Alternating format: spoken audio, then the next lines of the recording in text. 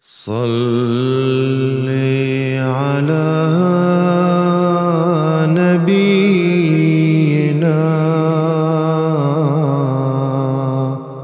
صل على محمد صل على حبيبنا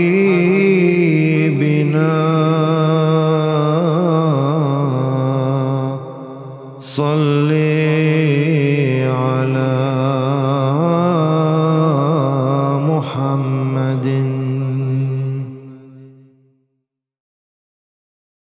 Asyhadu an la ilaha illallah wahdahu la syarikalah wa asyhadu anna Muhammadan abduhu wa rasuluh. Amma ba'du, fa'udzu billahi minasyaitonir rajim.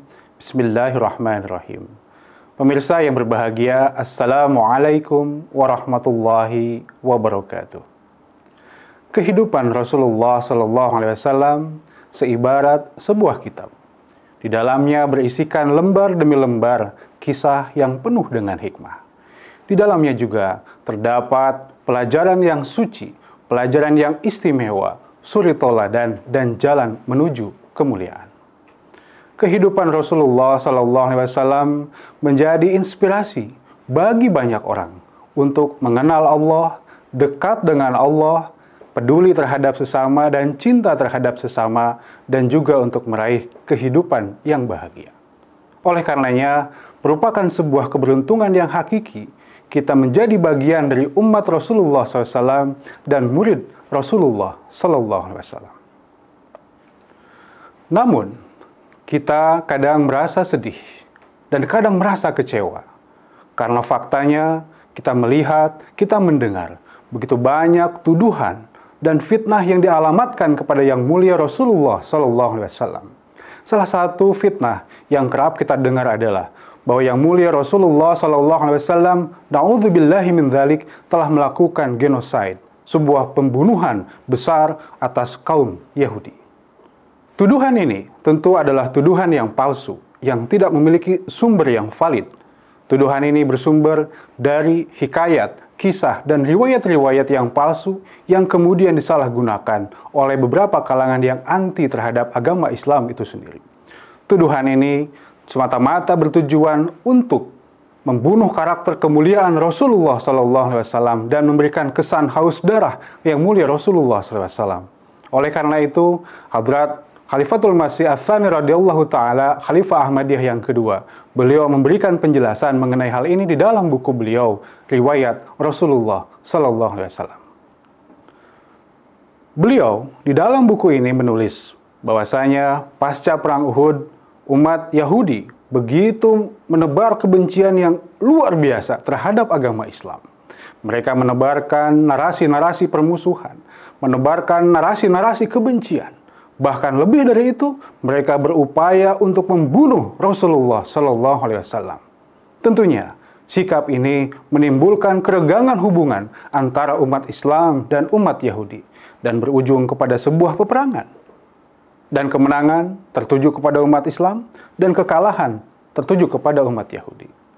Ketika umat Yahudi kalah, maka Rasulullah SAW sebetulnya memiliki kewenangan, memiliki hak untuk memberikan hukuman yang sangat besar. Namun Rasulullah SAW hanya memberikan hukuman berupa pengusiran. Satu kelompok dari kalangan umat Yahudi pindah ke Syria, satu kelompok pindah ke Khaybar sebelah utara dari kota Madinah. Di Khaybar, mereka bukannya berhenti dari sikap permusuhan terhadap agama Islam. Mereka justru semakin menjadi-jadi permusuhannya. Mereka melakukan propaganda kebencian terhadap seluruh suku-suku di Jazirah Arab. Mereka mendatangi tokoh-tokoh kaum kafir Quraisy dan mengajak untuk melakukan permusuhan yang kuat terhadap umat Islam. Sebenarnya, kaum kafir Quraisy memiliki kebencian yang sudah sangat kuat. Namun, ketika mendapatkan propaganda yang kuat seperti ini, maka mereka menjadi lebih kuat dan menyatukan kekuatan jauh lebih besar. Itulah mengapa terciptalah sebuah konfederasi kekuatan musuh yang jauh lebih hebat dari masa sebelumnya. Sekitar 24.000 pasukan yang siap tangguh, terlatih, dan kuat akan menyerang umat Islam di kota Madinah. Mendengar persiapan penyerangan ini, Yang Mulia Rasulullah SAW lalu mengumpulkan para sahabat. Rasulullah SAW meminta nasihat, masukan, dan saran dari para sahabat. Rasulullah SAW menyampaikan bagaimana strategi yang harus kita lakukan ketika kita menghadapi pasukan yang jauh lebih besar jumlahnya, yang jauh lebih lengkap persenjataannya. Saat itu, di antara sahabat, ada sahabat dari kalangan Farsi yang kita kenal sebagai Hadrat Salman Al-Farsi radhiyallahu ta'ala anhu. Beliau menyampaikan bahwa berdasarkan pengalaman beliau di tempat beliau, bahwa dalam menghadapi kekuatan musuh yang besar seperti itu dan tidak sebanding, maka yang dilakukan adalah membuat parit yang luas, membuat parit yang panjang sebagai sarana untuk bertahan. Rasulullah SAW setuju akan hal itu dan memerintahkan kepada para sahabat untuk membangun parit yang kita kenal kemudian perang ini dengan perang Khandaq atau perang parit. Di hari penyerangan, kalangan kaum kafir Quraisy beserta pasukan lainnya merasa kaget dan terkejut melihat parit yang begitu luas, yang begitu panjang dan begitu lebar telah berada di hadapan mereka, di hadapan kota Madinah. Bagi mereka, ini adalah sebuah strategi pertahanan yang tidak umum dan tentunya merupakan sesuatu hal yang mengagetkan. Sehingga dalam prakteknya ketika mereka berusaha menyerang kaum muslimin, mereka terhambat dalam penyerangannya dan pada saat yang sama menjadi posisi yang menguntungkan bagi umat Islam untuk melakukan serangan balik. Dan hal ini menyebabkan kegagalan demi kegagalan dalam proses penyerangan lambat laun.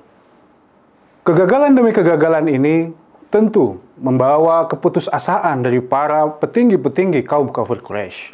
Mereka berusaha untuk mencari cara dan celah bagaimana untuk bisa menyerang kaum muslimin.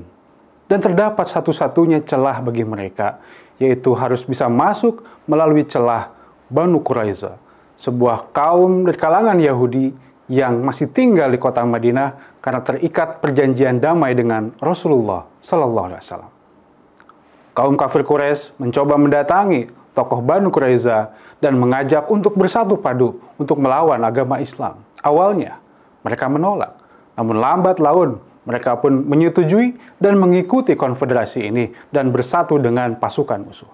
Padahal kita ketahui bahwa Banu Quraiza terikat hubungan dan perjanjian damai dengan umat Islam pada waktu itu.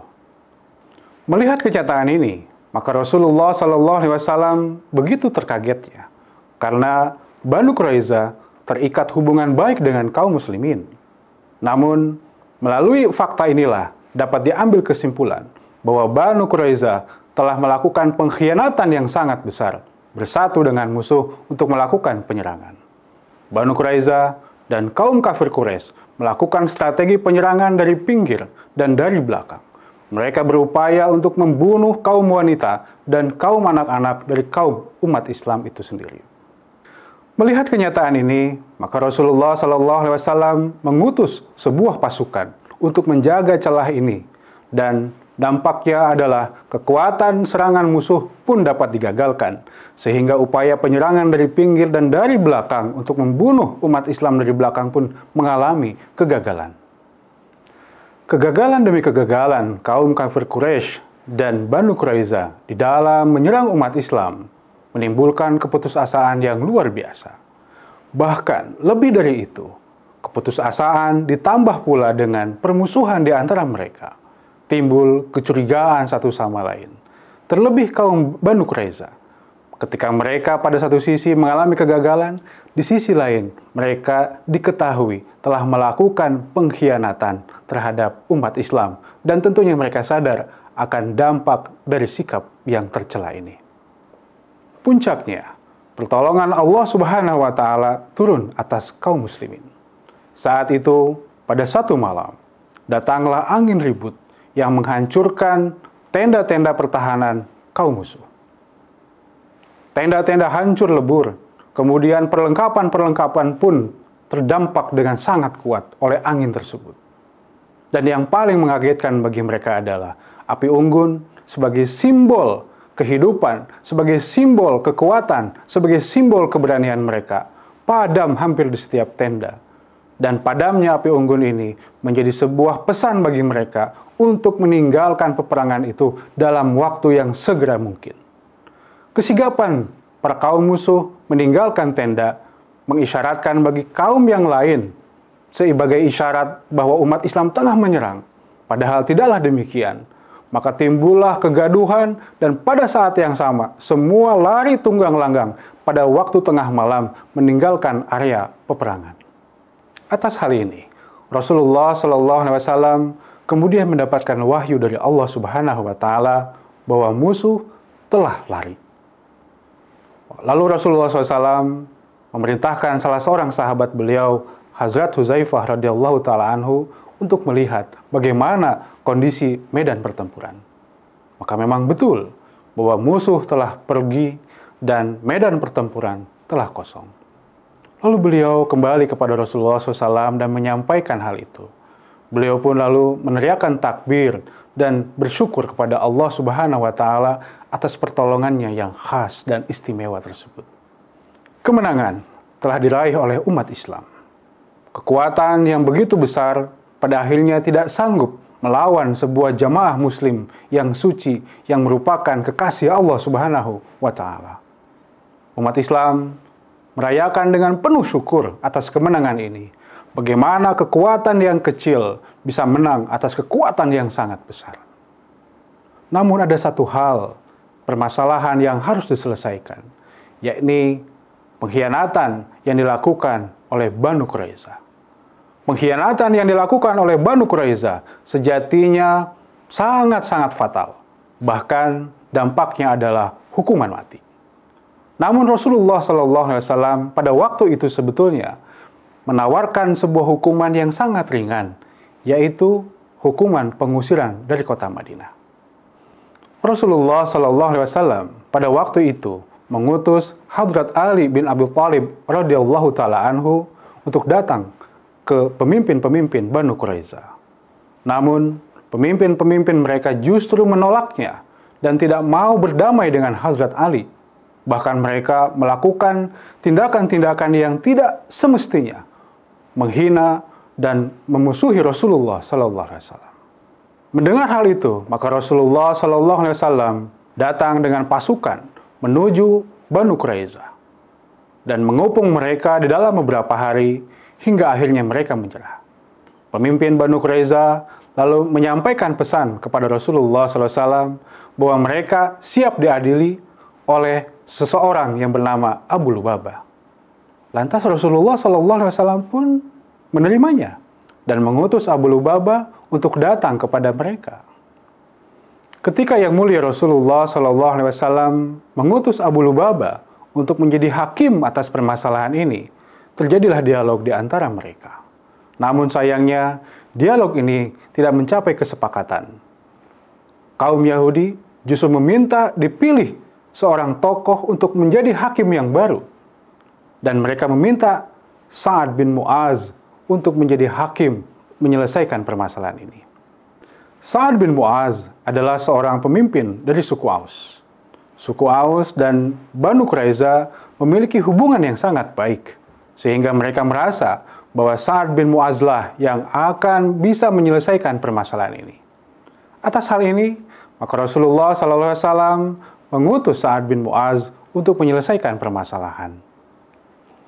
Ketika Rasulullah SAW mengutus Sa'ad bin Mu'az untuk menyelesaikan permasalahan ini, maka Sa'ad bin Mu'az lalu datang ke markas dari Banu Quraisyah.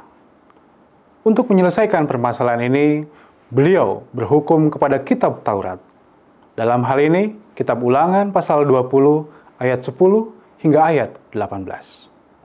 Apabila engkau mendekati suatu kota untuk berperang melawannya, maka haruslah engkau menawarkan perdamaian kepadanya. Apabila kota menerima tawaran perdamaian itu dan dibukanya pintu gerbang bagimu, maka haruslah semua orang yang di tempat itu melakukan pekerjaan rodi bagimu dan menjadi hamba kepadamu. Tetapi apabila kota itu tidak mau berdamai dengan engkau, melainkan mengadakan pertempuran melawan engkau, maka haruslah engkau mengepungnya Dan setelah Allah Subhanahu wa Ta'ala, Tuhanmu, menyerahkannya ke dalam tanganmu, maka haruslah engkau membunuh seluruh penduduknya yang laki-laki dengan mata pedang. Hanya perempuan, anak-anak, hewan, dan segala yang ada di kota itu, yakni seluruh jarahannya itu, boleh engkau rampas bagi dirimu. Dan jarahan dari musuhmu ini yang diberikan kepadamu oleh Allah Tuhanmu, boleh engkau pergunakan. Demikianlah harus kau lakukan segala kota yang sangat jauh letaknya dari tempatmu, yang tidak termasuk kota-kota bangsa di sini. Atas keputusan ini, maka kaum Yahudi, dalam hal ini Banu Quraiza, menerima hukumannya. Mereka dieksekusi sesuai dengan keputusan yang bersumber dari kitab Taurat. Hal ini menunjukkan kepada kita bahwa yang mulia Rasulullah SAW terhindar, terlepas, dan terbebas dari segala macam bentuk tuduhan dan fitnahan bahwa beliau telah melakukan genosid, pembunuhan besar-besaran terhadap umat Yahudi. Rasulullah SAW justru sebetulnya memperlihatkan kasih sayangnya dengan memberikan hukuman berupa pengusiran. Namun umat Yahudi lebih memilih untuk dihukum sesuai dengan kitabnya mereka. Oleh karena itu, hal ini menunjukkan kepada kita tentang kualitas Rasulullah SAW sebagai khatamun nabiyyin, nabi yang paling mulia, nabi yang paling agung, dan menjadi suri tauladan bagi kita sekalian. Semoga Allah Subhanahu wa Ta'ala memberikan curahan kasih sayang kepada kita sekalian dan terhindar dari segala macam tuduhan dan fitnah yang dialamatkan kepada Rasulullah sallallahu alaihi wasallam. Wa akhiru da'wana anil hamdulillahirabbil alamin. Assalamualaikum warahmatullahi wabarakatuh.